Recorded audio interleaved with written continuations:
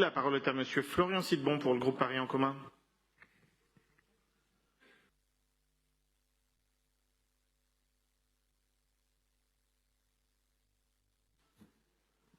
Voilà. Écoutez, cher Claire de Clermont-Tonnerre, vous semblez déplorer et pointer du doigt le fait que ce projet a effectivement comme but de croître la production de logements sociaux. C'est le cas et nous nous en réjouissons. Et c'est ce que je disais à nouveau hier. Vous trouvez toujours quelque chose pour être contre la création de logements sociaux. Et il est vraiment erroné de faire croire qu'on supprime un centre de santé et qu'on aurait pu faire ça à la place de logement social. Il ne faut pas toujours opposer, c'est comme dans le débat de ce matin, les choses.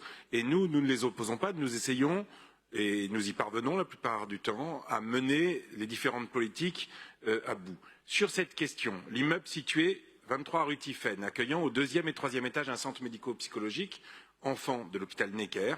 Ce centre doit déménager rue de Vaugirard, laissant ainsi les 2 étages vacants. Et les sous-sols, rez-de-chaussée et premier étage, étaient occupés jusqu'en décembre 2018, vous l'avez rappelé, par un centre médico-psychologique de l'hôpital Sainte-Anne. Ils ne le sont donc plus aujourd'hui. En conseil d'arrondissement, la majorité du 15e a plaidé pour le maintien d'une offre de santé dans le 15e, pour le développement de structures médico-sociales et d'espaces de consultation.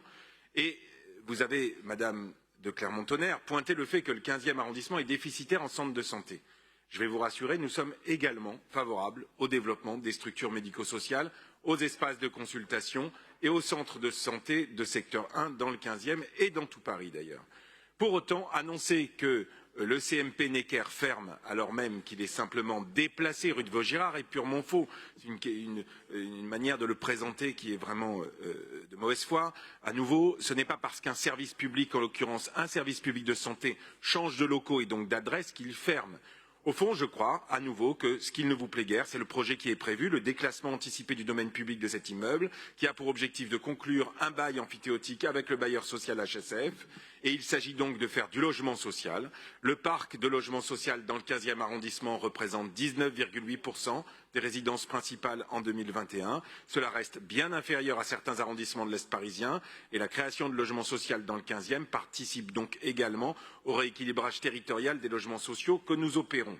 Déplacer des équipements publics au sein d'un même arrondissement, en ouvrir de nouveaux en fonction des besoins, créer des logements sociaux à la place d'anciens services publics si cela fait sens, c'est répondre le plus finement possible aux besoins des habitants, mais c'est aussi développer un peu plus la ville du quart d'heure.